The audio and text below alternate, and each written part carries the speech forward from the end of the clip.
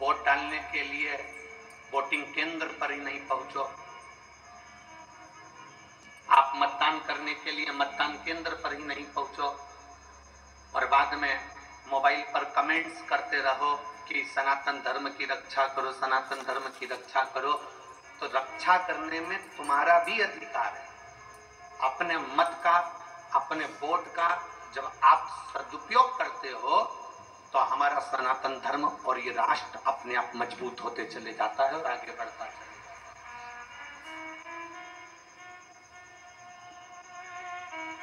राष्ट्र को मजबूत बनाने के लिए एक एक व्यक्ति की जरूरत पड़ती है, एक एक व्यक्ति। अभी हम छत्तीसगढ़ कथा करने के लिए गए थे, तो छत्तीसगढ़ में एक लड़के ने एक प्रश्न किया, एक लड़की ने प्रश्न किया था, वो तो आप सबने कथा के माध्यम से सुना था। पर एक लड़के ने प्रश्न करा और वो लड़का सनातन धर्म से जुड़ा हुआ नहीं था और कांटा कुर्डी का वो बेटा जिसने ये प्रश्न किया था, अरविंद, उस प्रश्न का उत्तर तुम्हें हम कांटा कुर्डी की उस भूमि पर नहीं दे पाए क्योंकि तुम्हारा पत्र आखिरी दिन मिला था। और उस अरविंद बेटे का मैं प्रश्न का उत्तर आज इस नांदगांव महाराष्ट्र की पवित्र भूमि से दे रहा हूं। हम इस पवित्र धरा से उस प्रश्न का उत्तर देने का प्रयास। उस बेटे ने प्रश्न किया, आपके सनातन धर्म में, आपके सनातनियों ने, आपके हिंदुओं ने भगवान को व्यापार बनाकर रखा। उस लड़के ने प्रश्न किया, आपके सनातन धर्म में रोज मंदिर में भगवान की मूर्ति को सजा धजा के खड़ा कर देते हैं। उस लड़के ने प्रश्न किया, आपके हिंदू धर्म में, सनातन धर्म में मूर्तियों को मंदिर में मुकुट पहना के, कपड़े पहनाकर, माला पहनाकर खड़ा कर देते हैं।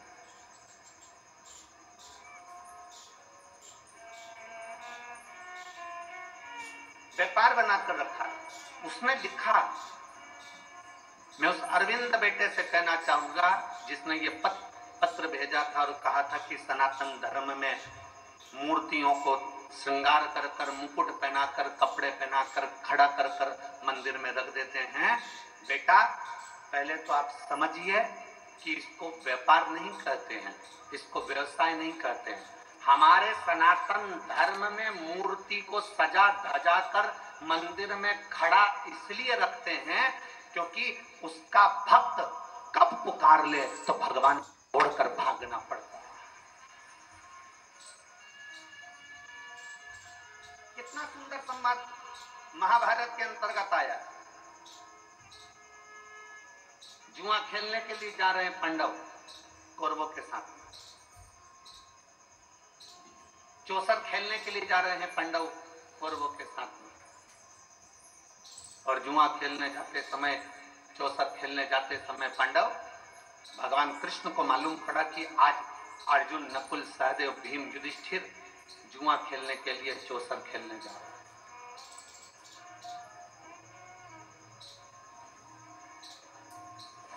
आज जुआ खेलने के लिए जा रहे हैं। भगवान कृष्ण को यह सूचना मिल गई कि मेरे पांडव आज चौसर खेलने जा रहे हैं। और भगवान कृष्ण मस्तक पे मुकुट लगाकर, वस्त्र धारण कर कर, श्रृंगार कर कर जहां पांडव जा रहे थे उनके आगे आगे भगवान कृष्ण चलने लगे।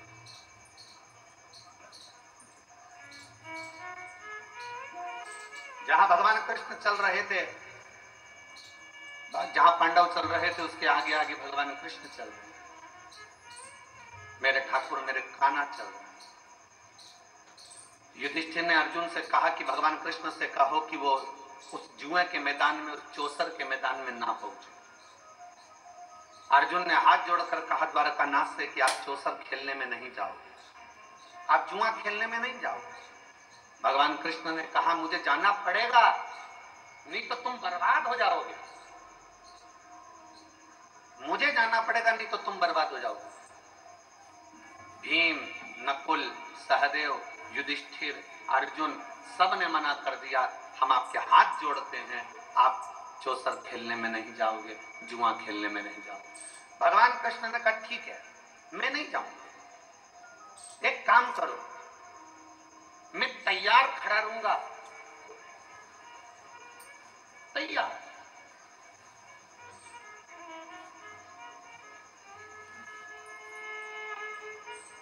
मैं एकदम तैयार खड़ा हूं, मैं अंदर नहीं जाऊंगा, तुम मुझे पुकार लेना, मैं दौड़ कर तुम्हारे पास आ जाऊं। मैं मुकुट भी लगाया हूं, मैं कपड़े भी पहना हूं, मैं श्रृंगार भी कर रहा हूं, बस तुम मुझे आवाज लगाना, मैं तुम्हारे पास दौड़ कर आ जाऊंगा। पांडवों ने कहा ये ठीक है, हम आपको बुलाएं तब तुम अंदर आना, जब तक ना बुलाया जाए तब तक द्वारकाधीश अंदर मत आना। भगवान ने कहा ठीक है, ठीक है। भगवान मुकुट पहनकर बैठे नहीं, भगवान मुकुट पहनकर खड़े रहे, खड़े रहे, इंतजार करते रहे, पांडव मुझे बुलाएंगे, पांडव मुझे बुलाएंगे। चौसर में हारते रहे पांडव, पर भगवान को नहीं बुलाया। आखिरी में बुलाया किसने था? जब द्रौपदी का चीर खींचा तब द्रौपदी ने पुकारा तो भगवान दौड़कर उस द्रौपदी का चीर बढ़ाने के लिए।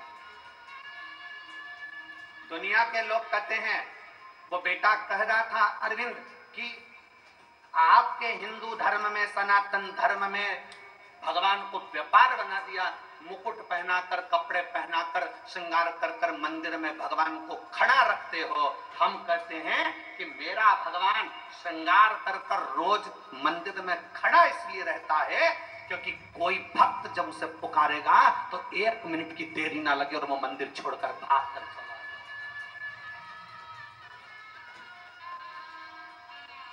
केवल एक सनातन धर्म ऐसा धर्म है, केवल एक सनातन धर्म ऐसा धर्म है जहां भगवान श्रृंगार कर कर अपने मंदिर में खड़ा रहता अपने भक्त के लिए। मेरा पांडुरंगा हरि विठ्ठल दोनों हाथ कमर पर रखकर खड़ा रहता है अपने भक्त के लिए कि कब मेरा वारकरी, कब मेरा भक्त मुझे पुकारेगा और मुझे अपना पंढरपुर छोड़कर वहां भागना पड़ेगा।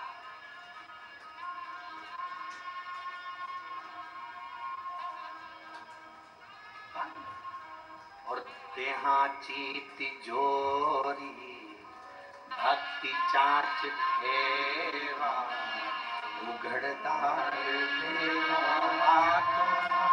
उघड़दार देहाची तिजोरी भक्ति चाच ठेवा, उघड़दार देवा का भगवान भाव से भागता, भगवान भाव से। आप पूछिएगा आपके आमदार जी से, हम कहेंगे आपके क्षेत्र के आमदार जी से पूछिएगा, श्री सुहाजी अण्णा जी से पूछना आप लोग, कथा क्या सुहास अण्णा जी ने ली? नहीं, कथा अंजुम ताई इस कथा को अपने मोबाइल पर, टीवी पर सुनती थी और अंजुम ताई ने इस कथा को आगे बढ़कर अपने पति से कहकर यह कथा नांदगांव में ले गई।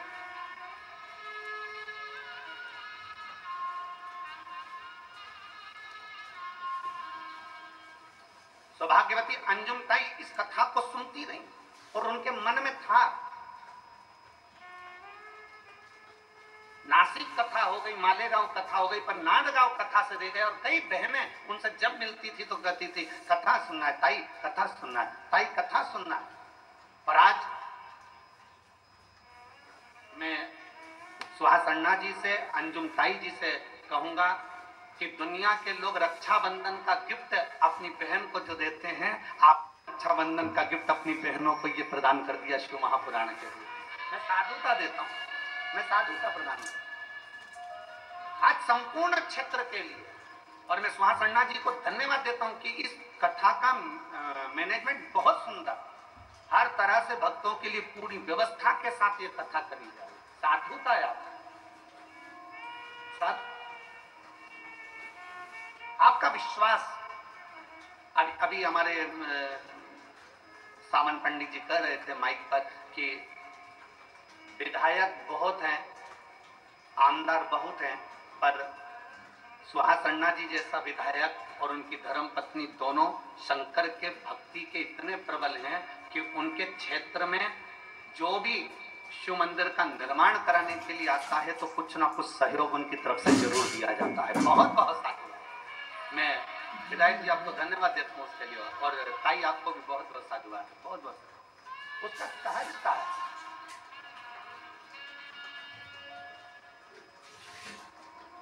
दुनिया के लोग कहें कि तुम्हारा भगवान खड़ा रहता है श्रृंगार कर कर, दुनिया के लोगों से कहना है, सनातन धर्म पर उंगली उठाने वालों से कहना है, सावधान रहिए।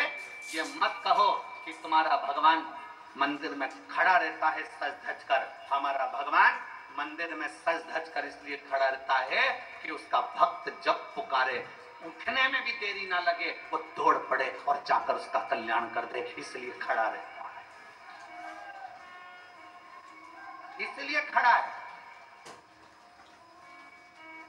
अयोध्या में राम जी खड़े हैं, तिरुमाला में तिरुपति बालाजी खड़े हैं, नाथद्वारा में श्री जी बाबा खड़े हैं, वृंदावन में मेरा बाके बिहारी खड़ा है।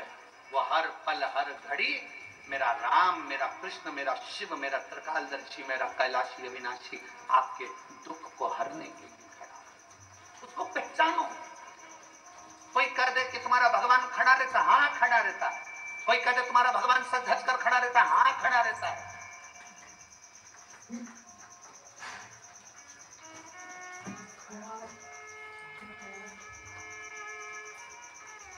अपने भक्त का दुख काटने के लिए वो तत्पर है। उसने सूचना दी, उसने पुकारा और वो आया, उसने पुकारा और वो आया।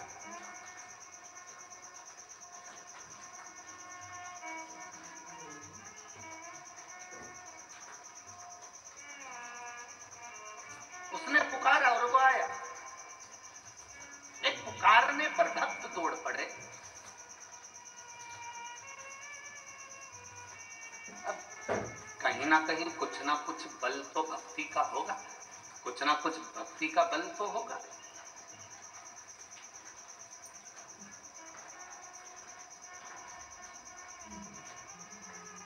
और बिना भक्ति के भगवान की प्राप्ति नहीं है।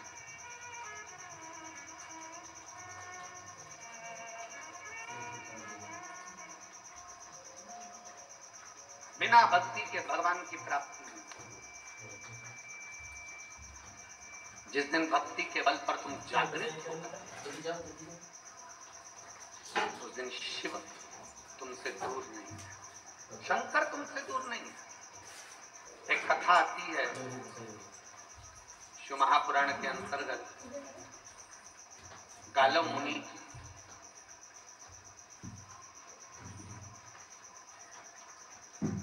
गालव मुनि जिनका बेटा भद्रशील,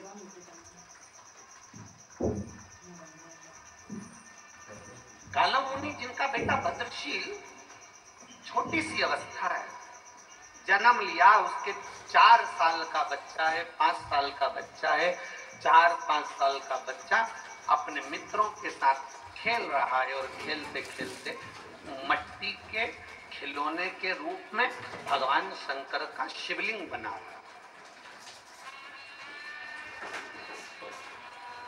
भगवान शिव का शिवलिंग का निर्माण कर रहा है।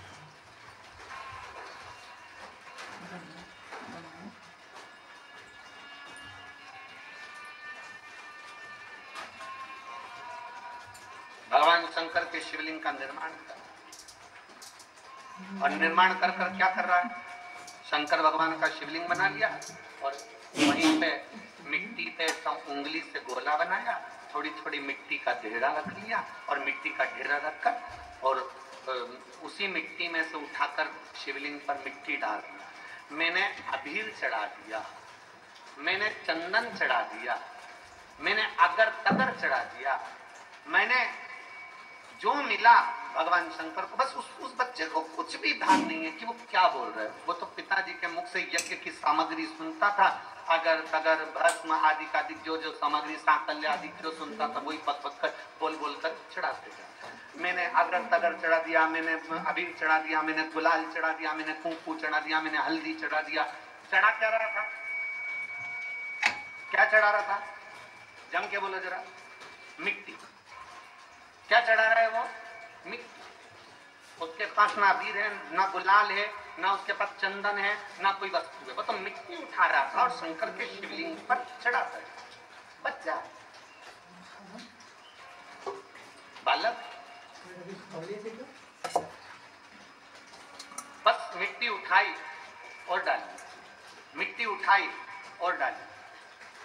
आपके घर में भी जब बच्चे छोटे हैं ना, छोटे छोटे बच्चे अपने अपने घरों में, छोटे छोटे बच्चे गणेश जी की मूर्ति उठा लेते हैं, छोटे छोटे बच्चे अपने घर में देवी देवता की कोई मूर्ति उठा लेते हैं, छोटे छोटे बच्चे अपने घर में भगवान की कोई मूर्त उठा लेते हैं। और छोटे छोटे बच्चे जब भगवान की मूर्त उठाकर उसकी पूजन करने लगते हैं, और पूजन करते हैं बच्चे, और पूजन करते करते छोटे छोटे बच्चे जब पूजन करते हैं तो उनके मन में जो आता है, जैसा आता है वैसा वो प्रार्थना करते हैं।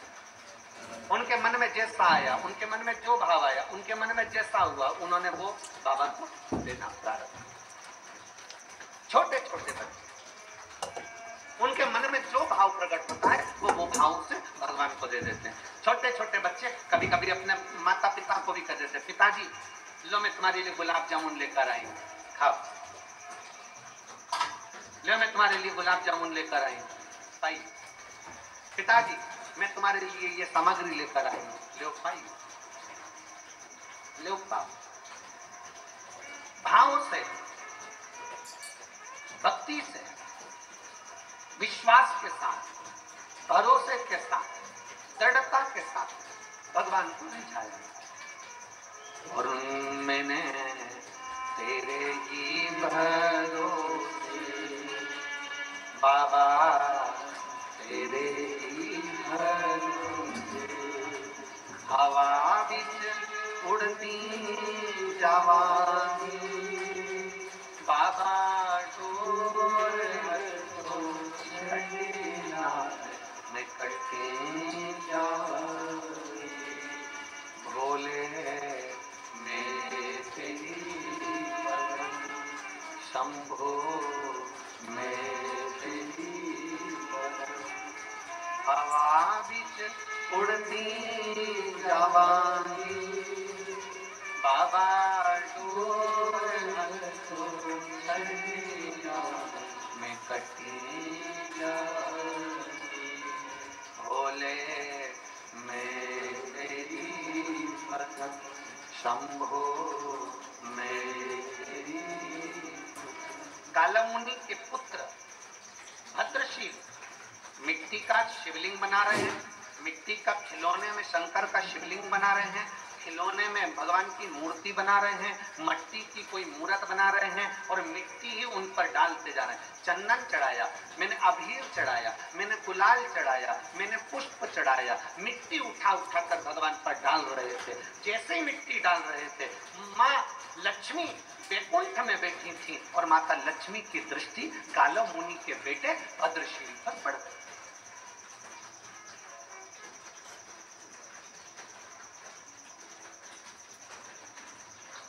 क्यों? किस लिए? आपको मालूम होगा, शिव महापुराण को जरा उमा संहिता को पढ़िएगा, देवी भागवत पढ़िएगा, लिंग पुराण पढ़िएगा, नर्मदा पुराण का अध्ययन करिएगा और स्कंद पुराण पढ़िएगा। उसमें वर्णन आता है भगवान नारायण जी के साथ में माता लक्ष्मी का विवाह भगवान शंकर ने करा।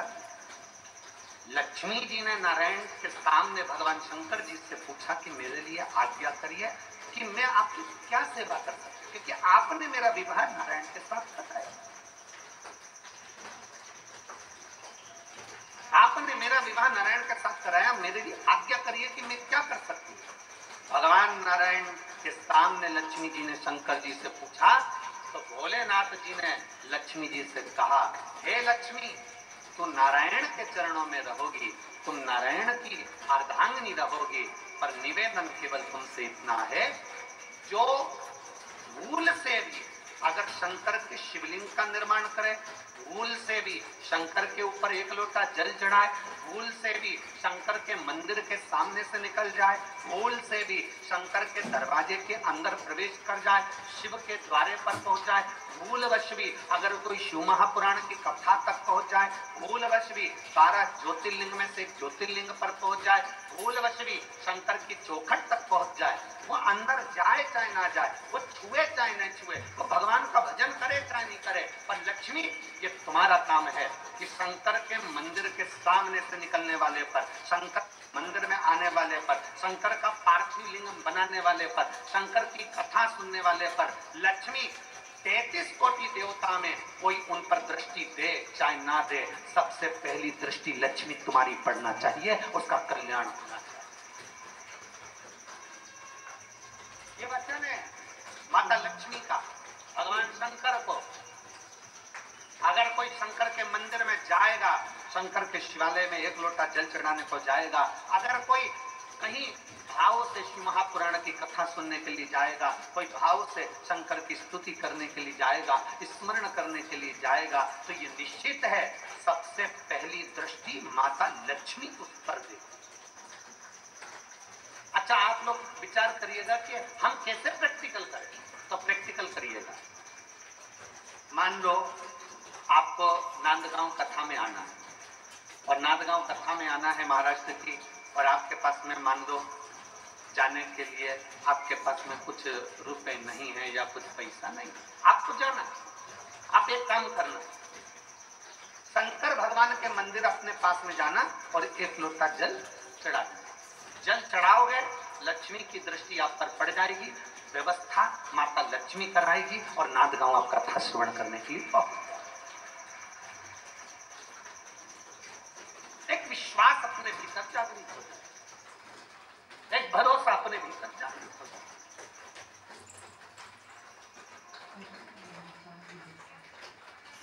कल हमारी बात चल रही थी माननीय आमदार जी से, तो सुभाष अन्ना जी कह रहे थे, गुरुदेव हमारा ये जो क्षेत्र है, इस क्षेत्र में पानी की बड़ी कमी, जल की बड़ी कमी। और उनकी एक बात हमें बहुत अच्छी लगी सुभाष अन्ना जी आपकी, आपने कहा लोगों ने, मेरे नांदगांव वासियों ने और मेरे इस क्षेत्र वासियों ने मुझ पर भरोसा कर कर मुझे बिठाया है गुरुजी कुर्सी पर, तो मेरा फर्ज बनता है, इतने सालों से 55 सालों से लोग पानी के लिए क्षेत्र के तरस रहे हैं, तो पानी को लाना ये मेरी जवाबदारी बनती है, ये मेरी जवाबदारी बनती है। तो हमने कल आमदार जी से पूछा कि आपने पानी के लिए क्या व्यवस्था करी है, तो कहा गुरुदेव पानी आ चुका है मनवाड़ तक, वहाँ एक सरोवर से, एक तालाब से पानी की लिंक जोड़ी गई है और वो वहाँ तक पहुँच गई है। तो हमने कहा कि बाबा की बड़ी कृपा हुई है, फिर तो आप जल्दी से जल पूजन करो और पूरे क्षेत्रवासियों को पानी उनके यहाँ तक पहुँच जाए, इससे बढ़कर क्या चाहिए, इससे बढ़कर क्या चाहिए। तो उनकी धर्मपत्नी कई बोलती हैं कि गुरुदेव शंकर की कथा चल रही है, हमारे क्षेत्र में इतना पानी भी रोज नहीं गिरा जो अभी रोज गिर रहा है, तो हम तो बाबा से प्रार्थना करते हैं कि आप आए हो तो आप ही मनवाड़ चलो और पानी का पूजन कर कर वो पानी जनमानस में जाना प्रारंभ हो जाए। ऐसा प्रयास, ऐसा प्रयास हम दोनों का स्वभाव देख रहे थे, हम दोनों के भाव देख रहे हैं। हमारे को देखिए, हमें तो कथा करना है, कथा में आप लोगों को जगाने का प्रयास करना है कि कैसे भी सनातन धर्म मजबूत हो जाए, सनातन धर्म जागृत हो जाए, और राष्ट्र हित के लिए आप जिनको विराजमान करे हो सिंहासन पर, कुर्सी पर, वो आपके क्षेत्र के लिए क्या करे वो सोचो। तो हमको कल बहुत अच्छा लगा कि जो 55 साल से लोग पानी के लिए तरस रहे थे, जल के लिए तरस रहे थे, क्षेत्र वालों को जो पानी की व्यवस्था आपने दी है उसके लिए साधु बहुत। शिव तत्व में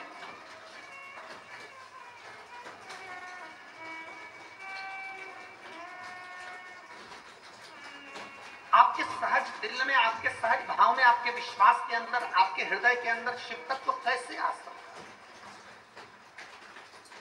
स्वयं खा लेना सुकृति है, छुड़ाकर खाना विकृति है, और बांट कर खाना ये भारत देश की संस्कृति है, ये भारतीय संस्कृति है। अभी हमने छत्तीसगढ़ की कथा में एक बात कही थी, कलम, कदम और कसम।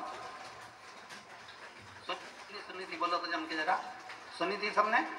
कलम, कदम और कसम। सावधानी से था। ऊंचे ऊंचे पद पर बैठे, कुर्सी पर बैठे, सत्ता में बैठे हुए लोगों से निवेदन है, आप अगर कोई पद पर बैठे हो तो आपकी कलम उठाना और चलाना, कलम ऐसी चलाना कि हमारे क्षेत्र का और हमारे राष्ट्र का उत्थान हो जाए, उसके लिए कलम चला। कदम उठाना तो वो उठाना कि हमारे क्षेत्र का और हमारे राष्ट्र का उत्थान हो जाए। कसम खाना तो राष्ट्र के हित के लिए, संसार के हित के लिए खाना। ऐसी वैसी हमने कहा था कथा में, ऐसी वैसी कसम मत खाओ कि मैं आज के वक्त तेरा मुंह ही देखूंगा, ये कोई कसम है? कसम खाओ कि हमारे क्षेत्र में कोई छोटी बच्ची को आंख उठाकर ना देख पाए और किसी के साथ गलत करते ना हो।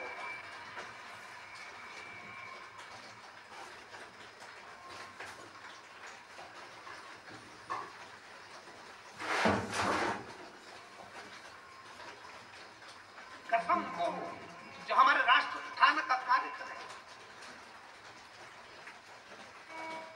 हमारे क्षेत्र का उत्थान करे। कलम, कदम और कसम तीनों को समझकर उठाना, ये हमने छत्तीसगढ़ की कथा में कहा। माता लक्ष्मी को भगवान शंकर ने कह दिया, माता लक्ष्मी से कि अगर कोई भूल से शंकर को याद भी कर ले तो लक्ष्मी तेरी दृष्टि उस पर पड़ना चाहिए, लक्ष्मी तेरी दृष्टि पड़ना चाहिए। लक्ष्मी की दृष्टि आप खुद अंदाजा लगाइए। कितने सालों से कथा सुन रहे हो टीवी पर? कोई 2 साल, कोई 5 साल, कोई 4 साल, कोई 6 साल, कोई 8 साल, कोई 10 साल, कोई 15 साल, कोई 20 साल, कोई 25 साल आपको कथा सुन